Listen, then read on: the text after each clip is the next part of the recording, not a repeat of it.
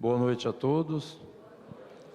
É com muita alegria que aqui estou, porque principalmente nós que aqui estamos, e sabedores que somos, de que nada nesse planeta acontece por acaso, então nós já temos que estar agradecendo a Deus por essa oportunidade maravilhosa de estarmos numa casa de oração como essa, mas principalmente uma casa de estudos.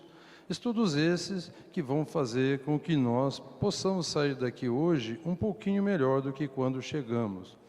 E isto se deve ao trabalho dos nossos irmãos desencarnados e encarnados, né, que desde cedo aqui estão para poder propiciar essas condições que nós sentimos logo quando adentramos na casa. Então, por isso só nós já somos felizes e já devemos agradecer, né? Isso tudo coordenado por Jesus, nosso Mestre, e que com certeza já está aqui e nos acompanhará até o final.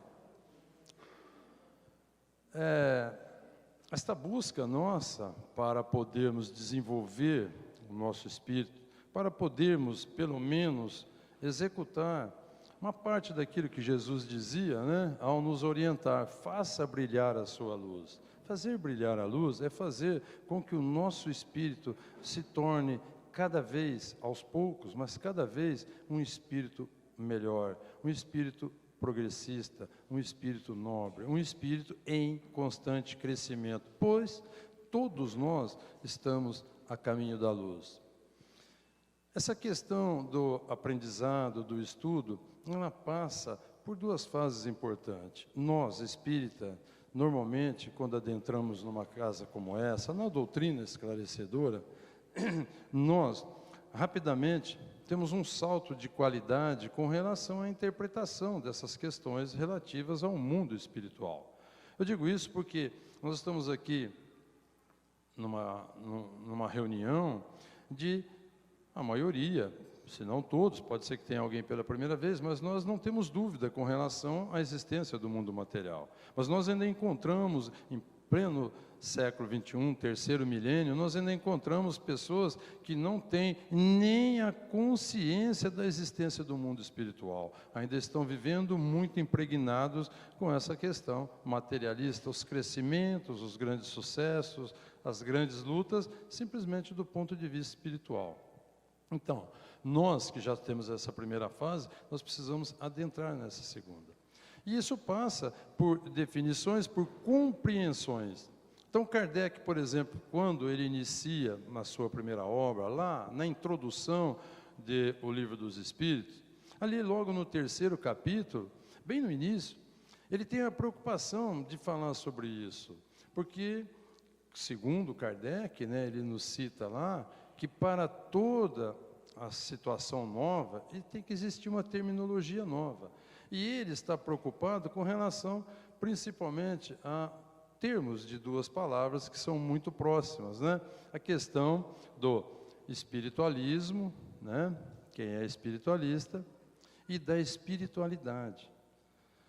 Então, Kardec, em função disso, ele cria uma terceira palavra, o espiritismo. E aí, pode ser que às vezes confunda um pouco. O que é ser espiritualista?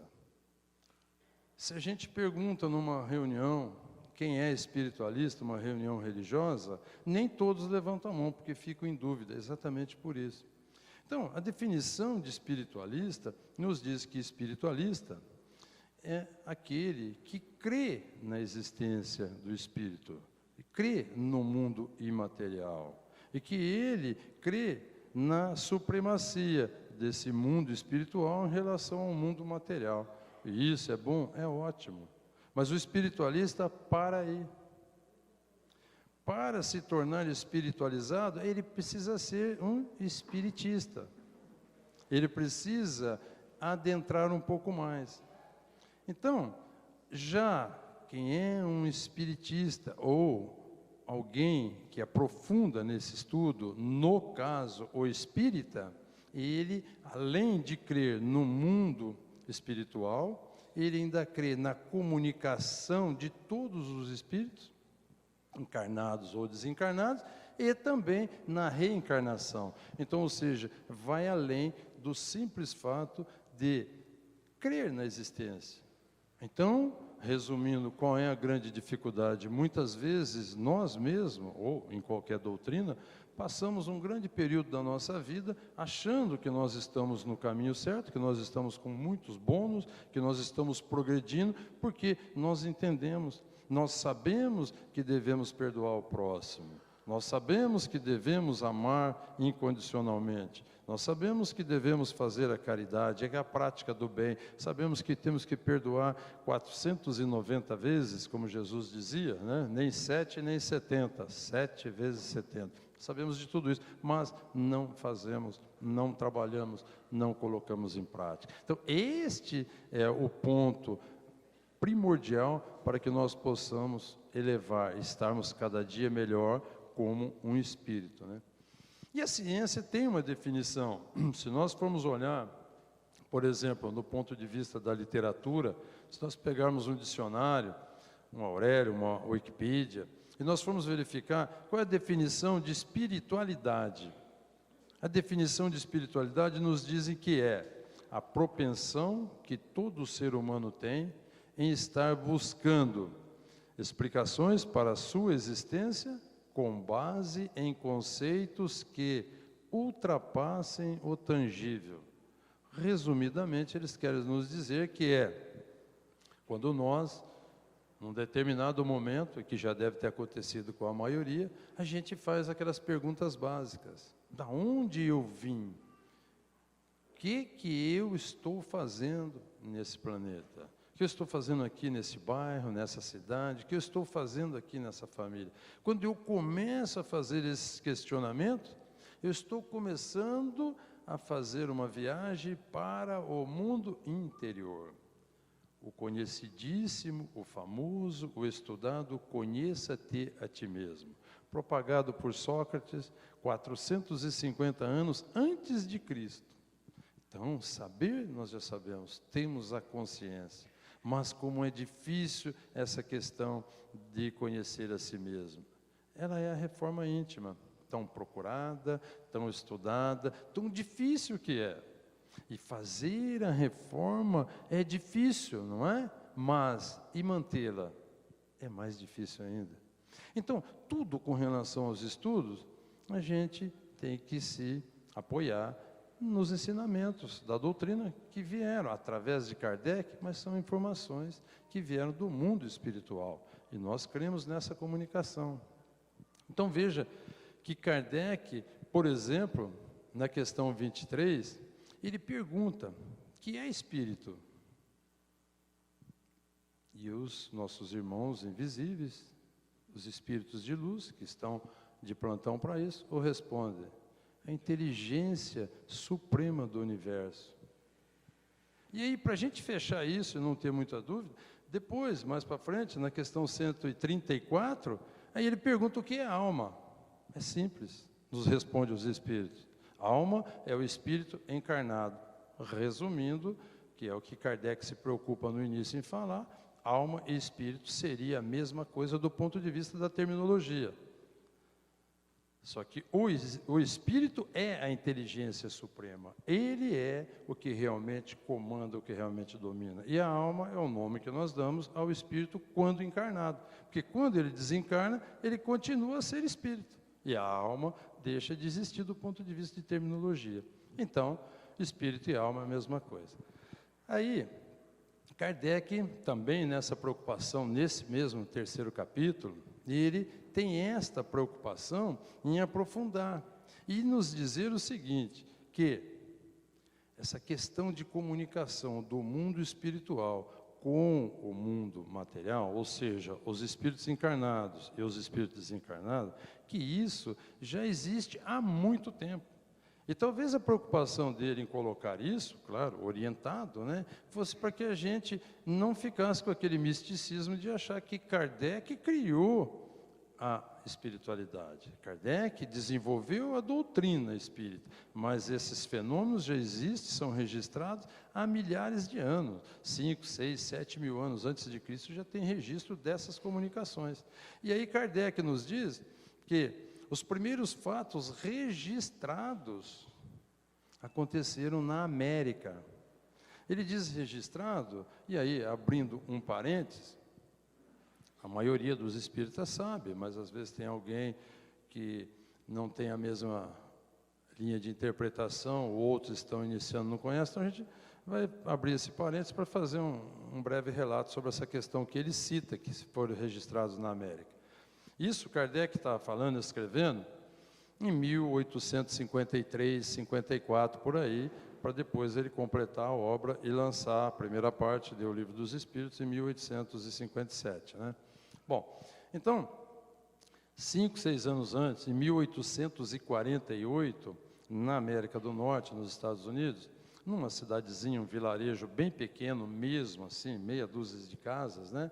E lá uma família que tinha recém-mudado para uma casa, estava tendo um problema sério, que elas não conseguiam dormir, não conseguiam relaxar, tamanha a balbúrdia, os barulhos que por lá pululavam, porque casas de madeira, tudo, e aquelas batidas inconstantes. E para aquilo surgiram bastante curiosos, mas também bastante autoridades, cientistas, né, religiosos, governadores, generais, enfim, todas as autoridades da época para lá se dirigiam para verificar isso. E ninguém conseguia descobrir o que eram essas batidas. Batia, barulho mesmo, de pancada. E também os móveis começaram a se mover, eles não paravam. Do nada saía, levantava, andava pela sala, voltava para o lugar, pancadas fortes, pancadas leves, e todo mundo curioso para aquilo. Então, ele cita isso porque foram fatos muito registrados, que ele mesmo disse que já acontecia sempre. E esses fatos foram tão registrados que passaram a ser o ponto de partida para a própria doutrina espírita. Bom, então, no decorrer disso, que eles não conseguiam resolver a situação, uma das meninas ali, de apenas 11 anos, uma criança, né, chamada Kate, ela resolveu tomar uma atitude, talvez intuída por algum espírito, e ela resolveu fazer uma comunicação, uma forma de comunicação, porque ela falou, se alguém quer conversar, vamos conversar então. Eu vou dar 2 palmadas, você dá 2 toques, se é uma, dá uma. E aí ela começou com aquilo, bater palma, e aí aquela ressonância na madeira, aquele som, começou a responder, ritmado com o que ela dava em coordenada. Nisso, estabeleceu-se ali uma comunicação, um código bem rudimentar, né? Tipo, uma pancada, letra A, 2 é a B, 3 é a C, mais ou menos assim. Mas com isso, ela conseguiu receber a informação do invisível, que era um espírito que queria se comunicar. E nessa comunicação rudimentar, no começo, com uma técnica bem rudimentar, o espírito passou para ela que ele estava ali muito preocupado, muito angustiado, que já há muito tempo ele havia sido assassinado naquela casa. Ele era um viajante, um vendedor viajante, famoso antigo caixeiro viajante, e que ao passar ali, a família que morava ali na época, 30 anos atrás, o assassinou, pegou todas as suas riquezas e o enterrou no fundo da casa, lá no porão, 5 metros de profundidade, jogaram o cal em cima dele e que ele estava desesperado para avisar a família dele, porque não tinha como avisar. Bom, o que acha que aconteceu numa cidadezinha dessa, né? Picareta, peão e força de vontade não faltava. Foi todo mundo para lá, cavocaram tudo aquilo e acharam lá uns restos mortais. Mas, em 1848, não se tinha condições disso. Então, isso foi tudo registrado e foi guardado, arquivado. E este caso, essa situação, ficou tão famosa e que ela começou a correr as localidades e começaram a surgir outros fenômenos, isso foi correndo até que chegou na Europa. E lá na Europa encontrou diversos outros estudiosos que também já sabiam de fenômenos, registro de fenômenos, mas esse era muito documentado. E aí, muitos se interessaram por isso. Alguns até, para ganhar dinheiro, aproveitaram, faziam reuniões enormes, cobravam a entrada igualzinho num circo que tem hoje. Anunciavam antes, cobravam a entrada, ganhavam dinheiro para fazer estas reuniões, onde eles se comunicavam com diversos espíritos. E isso se propagou numa quantidade enorme. Lembrando que Kardec diz, não foi novidade o fato, mas foi novidade a quantidade de fatos que estavam acontecendo. Então ele chama a atenção disso. Bom, nesse inteirinho encontrou em Paris Um cientista muito famoso, conhecido com diversas obras, poliglota, dava aula de diversas matérias, biologia, química e línguas e outras áreas da ciência, basicamente 5 matérias: anatomia, biologia, química, francês e alemão. Bom, esse professor, um professor conhecido como professor Rivail, como o nome completo dele era Hippolyte Léon Denis Rivail. Professor Rivail. Esse professor Rivail se interessou, mas ele se interessou com um embasamento científico, como um cientista que ele era, que inclusive pertencia à Academia de Ciência de Paris. Era uma sumidade, ele e aquela meia dúzia de pessoas que eram sócios dessa academia. Mas ele se interessou pelo fenômeno cientificamente. E ele começou a ir nessas reuniões e fazer pergunta para aquelas pessoas que eram mediadores destas reuniões. Sentavam em volta de uma mesa, se concentravam e ali eles recebiam as informações. Mas no decorrer disso, já foi havendo uma melhora, tanto dos mediadores, que inclusive tem aí, apenas de curiosidade, o registro desse termo médium, que até hoje nós usamos, surgiu nessa época. Os mediadores, que tinham a condição de fazer essa comunicação, eles passaram a ser chamados de médiums, que é o termo que usamos até hoje. No decorrer disso, eles foram orientados, lá em Paris mesmo, em 1853, um dos grandes estudiosos lá, médios, foi orientado por um espírito para que ele fosse numa sala ao lado, pegasse um cestinho e amarrasse um lápis e colocasse papel embaixo e trouxesse na mesa. Ele pegou e foi, trouxe. De repente, o cestinho saiu escrevendo diversas coisas. Então, foi criado ali também a psicografia, que até hoje nós temos como um meio mais prático, mais confiável, principalmente para nós outros que somos céticos com relação às coisas, para que a gente possa entender, né, e acreditar melhor naquilo. Então a psicografia surgiu ali. Depois outros, né, psicofonia e outros meios, mas a psicografia mais utilizada. E aí verificaram que, e eles orientaram, o Espírito orientou que ele impusesse as mãos sobre a cesta. Mas no final das contas, rapidamente ele viu que não precisava da cesta nada, que quem escrevia não era o médium, não era a cesta. Então o médium passou a pegar o lápis e passou a escrever. Isso tudo ocorreu num período pequeno, mas esse cientista, o professor Rivail, ele era muito estudioso, muito cético, não era nenhum fanático pela coisa. E ele fazia as perguntas em diversas localidades para ouvir a resposta de diversos espíritos.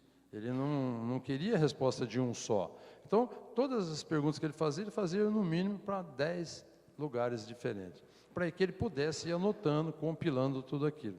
Mas no decorrer disso, ele foi melhorando a sua espiritualidade, a sua crença, a sua maneira de encarar esse mundo espiritual, que ele já não tinha mais dúvida nenhuma, porque ele também, no começo, tinha muita dúvida. Ele ia nessas reuniões, ele chegava antes.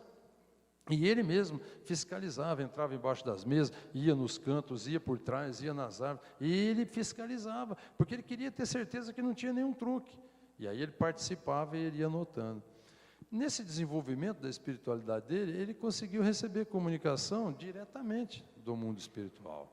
E aí o Espírito da Verdade disse para ele: olha, você não deve ficar utilizando mais esse nome seu, porque a obra que você está fazendo não é por acaso, e não é só esses rabiscos, não é só isso daí, não. Tem muita coisa para você fazer e você tem as condições, foi escolhido, mas o trabalho é árduo e não adianta você fugir, porque é você que foi escalado. Mas você vai utilizar um outro nome, um nome que você já utilizou em outra encarnação e que não tem nada a ver com esse, porque esse professor Rivail, ele é muito conhecido e ele vai ter muitos problemas, como de fato teve, tanto que depois ele chegou a ser expulso da Academia de Ciências pelo fato de ele estar defendendo o invisível, defendendo uma supremacia de inteligência invisível, coisa que os outros cientistas não aceitaram e o expulsaram de lá. Então ele foi orientado a partir daí, deixar de chamar Rivail e passar a chamar Allan Kardec.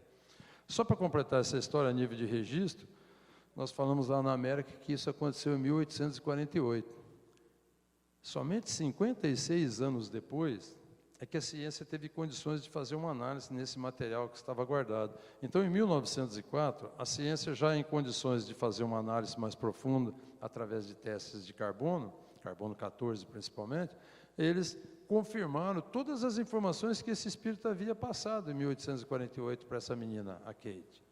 A idade, o nome, o sobrenome, a família, a esposa, mãe, filhos, tudo o que ele diz. Então, por isso que isso foi muito registrado. Bom, o que a gente queria colocar, fechando parênteses agora, é que aí surgiu a possibilidade do estudo e o desenvolvimento da espiritualidade. Aí, Kardec, como um espiritista, ele nos trouxe essas informações todas, e a partir daí, todos nós, eu digo nós, como eu, pessoas que não temos uma mediunidade tão desenvolvida, que podemos receber as informações diretamente no mundo espiritual. Nós temos a possibilidade, nós temos que ir atrás, nós temos que estudar, nós temos que nos debruçar, nós temos que nos esclarecer, verdadeiramente procurar o conhecimento. Nós não podemos ficar só aceitando as notícias, ou até aceitando informações, que já é muito melhor que notícia. Nós precisamos aceitar, entender na origem, interpretar, racionalizar, ou seja, nós precisamos adquirir conhecimento, porque o conhecimento já nos diz, já está escrito em diversas obras bíblicas, de que conhecimento é a asa que nos conduzirá ao céu. Então, a partir de Kardec, a partir da doutrina, e aí nós vamos nos ater às 5 obras básicas, né? Começando com o Livro dos Espíritos, depois o Livro dos Médiuns, Evangelho segundo o Espiritismo, o Céu e o Inferno e a Gênese de Kardec, para que a gente possa, a partir daí, poder estudar, ter condições de tirar as dúvidas, abrir o livro, ter a dúvida, vir nas casas espíritas e poder desenvolver, mas nós temos que participar dos estudos, nós temos que adentrar, nós não podemos só ficar achando que entendemos, porque nós vimos falar, porque nós sabemos das obras, porque nós até já lemos as obras, e isso é bom, porque nos melhora as informações, mas nós precisamos aprender a estudar, e esse é que é o caminho, o estudo, porque aí nós vamos nos aprofundando. Então, a gente colocou isso para mostrar que a partir daí passou-se a ter as condições, inclusive científicas, para que se pudesse desenvolver. A ciência é um dos pilares da doutrina espírita. Kardec sempre nos alerta sobre isso, de que temos que tirar sempre as dúvidas com a ciência. Então, a ciência, a filosofia e a religião, não é nenhuma nem outra. Esse é o tripé que vai sustentar o espiritismo. A partir daí, surgiram diversas doutrinas espiritualistas. O estudo da espiritualidade começou nessa época, como estudo, como ciência.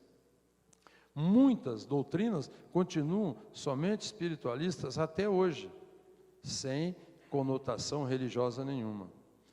Por isso que a gente tem que entender que o próprio espiritismo é uma doutrina espiritualista, mas é uma doutrina que vem se espiritualizando a cada vez mais, porque estuda o mundo espiritual. Mas a origem dela é uma doutrina espiritualista.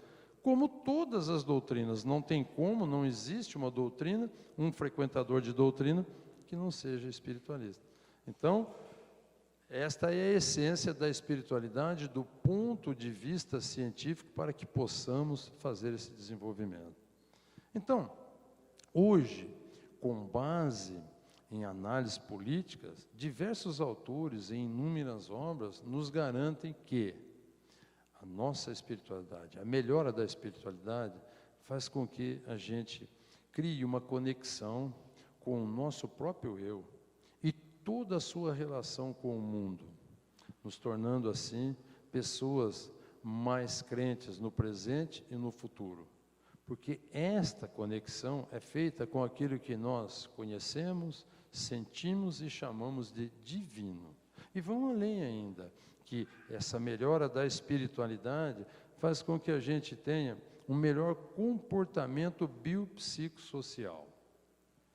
Esse biopsicossocial, hoje muito estudado, né, em diversas universidades, inclusive com matérias específicas sobre espiritualidade, hoje já presente em diversas áreas de ensino, O bio é o de biológico, é o do corpo. Esse é o que vai nos dar o equilíbrio, não é nenhum nem outro. É o biopsicossocial, é o corpo, a alma e o ambiente, o meio. Fazendo com que a gente consiga resolver certos problemas de saúde. A gente conseguindo melhorar com a espiritualidade, nós melhoramos essa parte biológica, nós melhoramos a interpretação, nós melhoramos todo o funcionamento dos órgãos físicos, materiais. Mas também nós vamos melhorar uma série de outros procedimentos internos que nos levam a diversas patologias, principalmente as chamadas psicossomáticas, que nós, espíritas, sabemos que muitas das doenças, essas doenças chamadas modernas, na verdade, elas têm origem no nosso perispírito, que já está impregnado de passagens anteriores, muito além do que nos diz os cientistas. Isso pode estar já desde outras encarnações. Então, ao melhorarmos a espiritualidade, nós vamos conseguindo esse equilíbrio, nos livrando de diversas dessas patologias.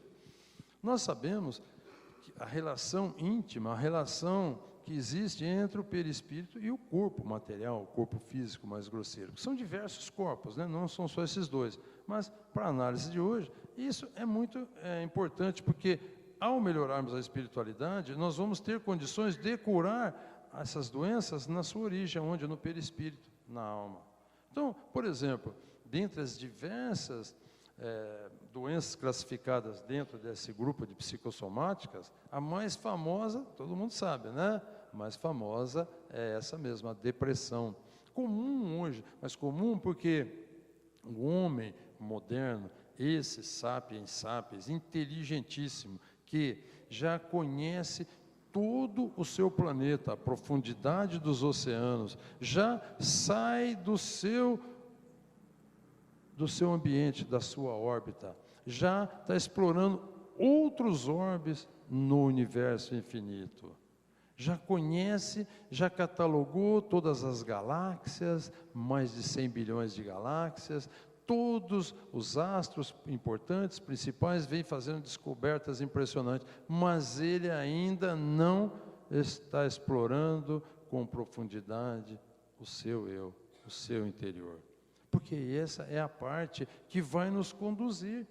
Sabemos que, como espíritos inteligentes do universo, nós seguimos a nossa viagem.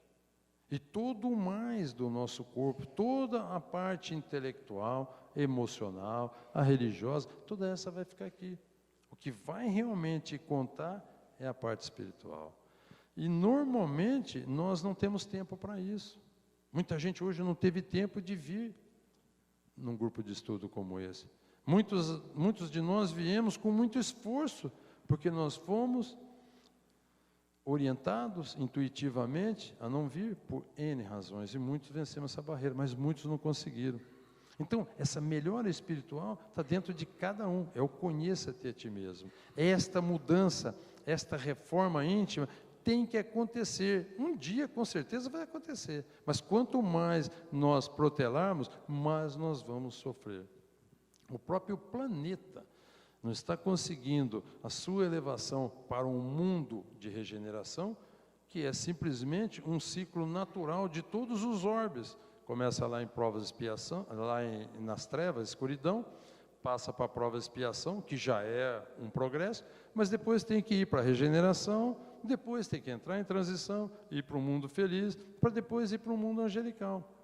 Os 5 períodos básicos, que todos passam, tanto os orbes como os seus habitantes. E o planeta Terra está atrasado nisso exatamente porque a evolução espiritual está aquém da evolução material. Nada contra. Olha o que nós crescemos do ponto de vista da informática, do ponto de vista da ciência médica, os remédios que nós temos hoje, os recursos, os utensílios, nada contra. Mas o crescimento da espiritualidade em relação ao planeta Terra, ele teve até uma decaída. Os povos mais antigos, de 3.000 anos atrás, eles tinham uma espiritualidade muito maior do que a materialidade deles. Depois houve uma inversão.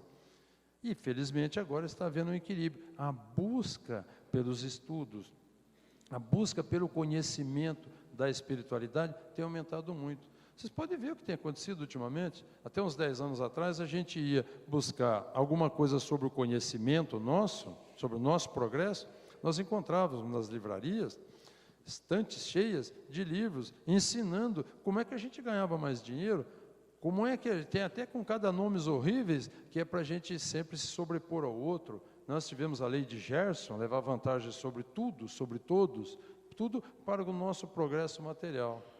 Hoje a gente vai nesses locais, a gente já encontra obras importantíssimas, além dessas 5, que hoje também já estão disponíveis em diversas livrarias. Inúmeras obras, só do Chico, mais de 400 que ele escreveu, e mais de 300 falando sobre o que ele escreveu. Então, só do Chico tem perto de 800 obras. E depois outras, André Luiz e muitos outros que nem são muito conhecidos. Então, hoje, nós temos informações aí para a nossa melhora espiritual tremenda. Mas nós precisamos desenvolver, nós precisamos ir atrás, nós precisamos praticar. E buscar essas informações que hoje estão disponíveis, repito, não é só pela notícia, que ela chega hoje com muita facilidade, mas é pelo conhecimento, transformarmos isso em conhecimento, que é a parte mais difícil, né? Então, nós temos obras de diversos tipos, mesmo não religiosas. Por quê? Porque a ciência, através do desenvolvimento dos estudos, que a ciência não tem paradigma nenhum, ela não confia em dogma nenhum, e a doutrina espírita também não. Então, hoje, a ciência, que foi tão distante da espiritualidade, a ciência chegou a se aproximar muito da religiosidade, mas da espiritualidade só agora ela está se aproximando. Tanto que nós temos hoje diversas obras que nos auxiliam nisso. Por exemplo, tem uma obra com relação a isso que nós estamos falando, uma obra pequena, fácil de ler, que não tem nada a ver com religião, foi feita pelo Vitório Arruda, e ele é um estudioso, um professor da área de administração. Ele desenvolveu um livro, em 2005, chamado Espiritualidade nas Organizações, porque ele verificou, através de estudos, que todas as empresas que eram dirigidas por pessoas mais espiritualizadas, essas empresas apresentavam os melhores resultados. Essas empresas tinham menor número de reclamações de clientes, tinham menor número de demissões de funcionários e por aí afora. E ele elenca nessa obra 10 características básicas das pessoas espiritualizadas. Começando que as pessoas espiritualizadas têm uma visão holística, não se prende num detalhe, enxergam num todo. São pessoas que têm um poder de resolução dos problemas muito mais amplo, muito mais próximo da pessoa, do ser, do que do ter. Resolve questões simples, que nós estamos falando, uma batidinha de carro, pessoas se desesperam, já saem dando murro no outro, xingando, falando, porque bateu no meu carro. Então, as pessoas mais espiritualizadas já não têm esse comportamento por si só. Mas nós temos inúmeras obras que nos levam a fazer uma reflexão sobre isso. E hoje, nós temos conclusões da ciência que está se unindo cada vez mais à espiritualidade, que já existe universidade com o título de espiritualidade. E tem muitas que têm a matéria na sua grade que vão estudar espiritualidade. A medicina está se aliando demais, mas não é sobrepondo, aliando, sendo junto. Temos, inclusive, a Associação Médica Espírita, AME, que tem no mundo todo, muito atuante no Brasil também, porque ela é composta de médicos que são espíritas. Médicos atuais, praticantes, desenvolvendo toda a tecnologia, metodologia da medicina tradicional, mas que eles aliam todo o estudo e todo o mundo espiritual para se poder fazer. E aí a ciência, ao aprofundar nesses estudos, é por isso que chegaram a isso, por exemplo, no campo da medicina, vocês devem saber, talvez não saibam, mas hoje o mundo todo está utilizando, a nível de serviço público, tratamentos complementares para melhorar aquele tratamento da pessoa, principalmente na recuperação, o pós-trauma, o pós-tratamento.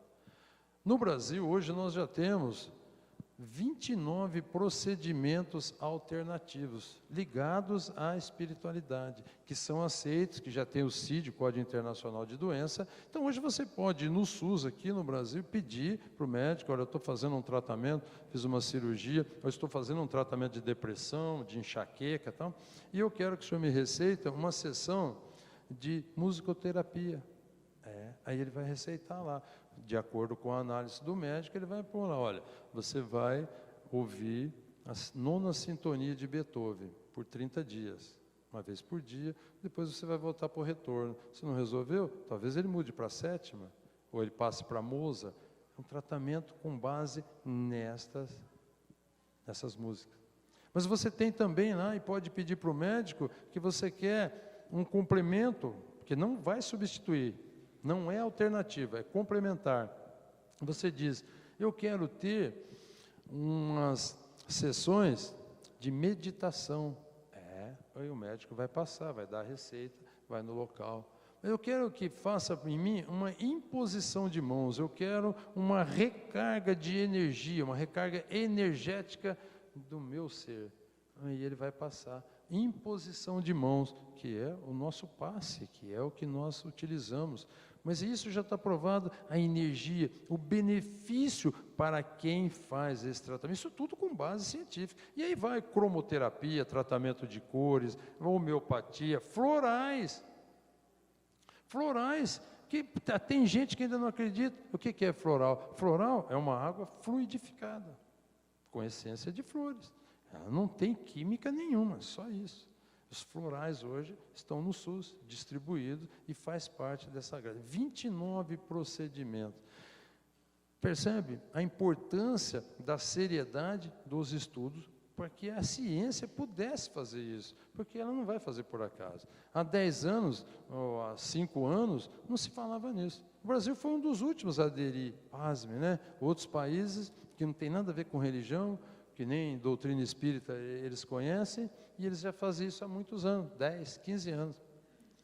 Desde 1985 que a ONU vem orientando os países para que pudesse, né, a OMS, a Organização Mundial de Saúde, vem orientando os países. E o Brasil completou esses 29 procedimentos agora, em março do ano passado, que até então tinha muita resistência para isso. Bom, então, com isso, a gente quer lembrar que essa espiritualidade tem que ser desenvolvida, tem que ser monitorada por quem? Por mim, por nós, cada um. Não adianta nós ficarmos aguardando que alguém resolva a nossa situação. Como ninguém vai resolver a nossa situação financeira, a nossa situação religiosa, nós não vamos deixar, não seria justo terceirizar isso para os espíritos, achar que eu venho aqui na casa, sento, fico aí, os espíritos vão. Não, nós vamos ser atendidos sim, sem exceção. Por que nós estamos no planeta Terra? Nós estamos aqui, todos com um objetivo, ninguém caiu de paraquedas, ninguém veio aqui por acaso. Mas as oportunidades que nós temos dentro de uma casa como essa, elas precisam ser aproveitadas. Isso é um local de banquete extraordinário para esse desenvolvimento. Jesus perguntava: você tem fome de quê? O famoso Sermão das Montanhas, Jesus, você tem fome de quê? Então, se nós que aqui estamos, nós temos fome espiritual, fome da alma. Para satisfazer, nós temos que aproveitar esse banquete de luz. Equivaleria a irmos numa churrascaria, para uma confraternização, e não comermos nada. Ir para casa com fome. A gente vai na churrascaria, todo mundo senta e fica lá, e aí, batendo papo, pensando em outras coisas, e não come, não aproveitou nada. Então nós corremos o risco de virmos aqui 1, 2, 10, 20, 30 anos e acharmos que estamos bem. E quando chegarmos lá, nos decepcionarmos.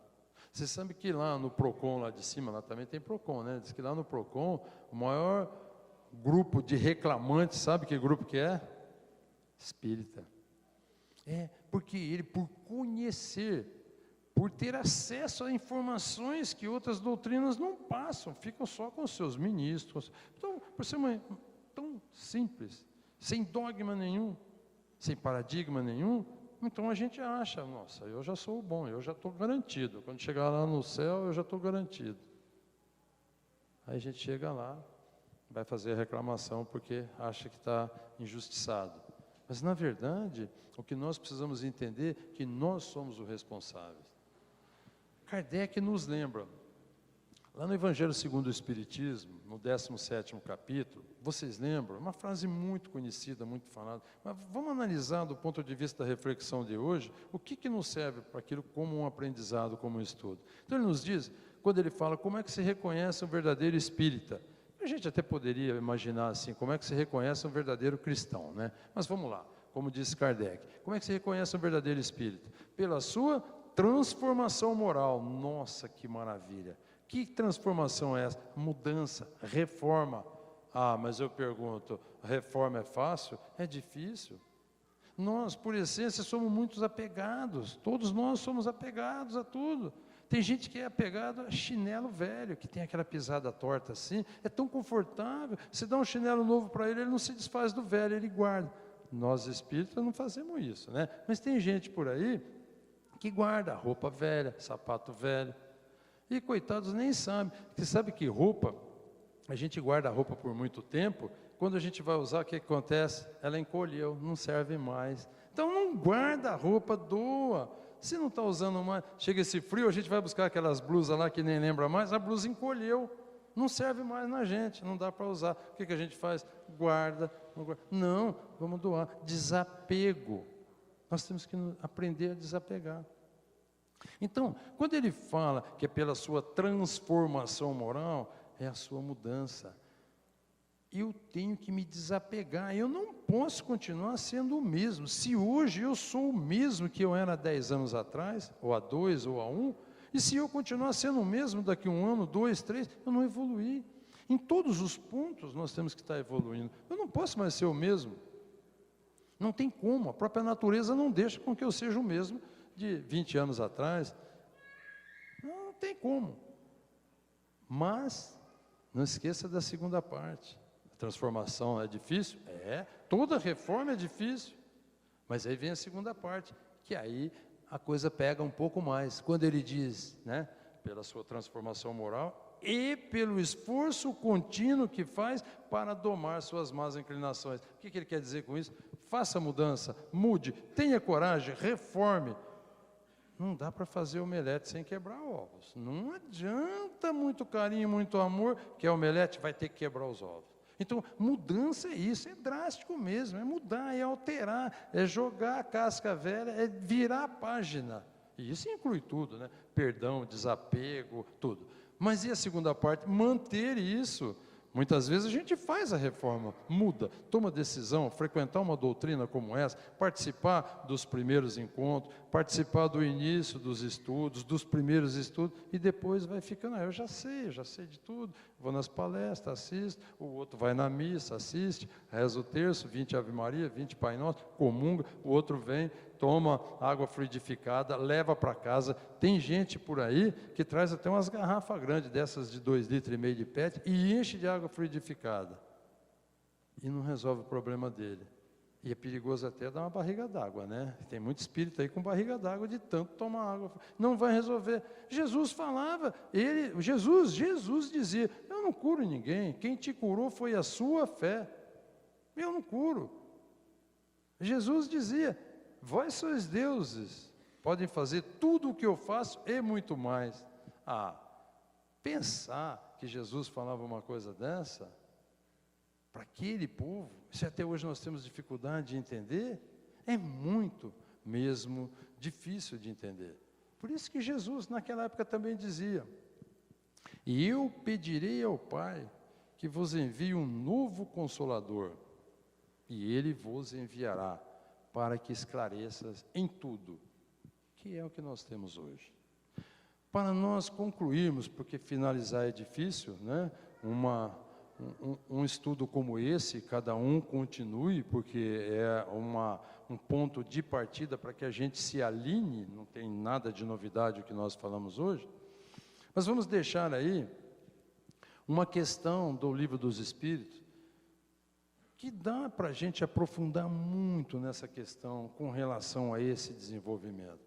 Na questão 918, Kardec pergunta aos espíritos, como é que se reconhece no homem a sua elevação espiritual, o seu progresso moral. E a resposta dos espíritos? Se reconhece no homem a sua elevação quando todos os atos da sua vida exterior estiverem de acordo com as leis divinas. E, ainda na resposta, e o quanto antes ele entender a vida espiritual. Que assim seja e que tenhamos todos uma ótima segunda parte dos trabalhos da noite, que não se encerram com a palestra, para que nós possamos continuar com esta conexão com a espiritualidade e recebermos todos, segundo as nossas obras, aquilo que viemos aqui buscar. Muita paz a todos. Obrigado pela atenção.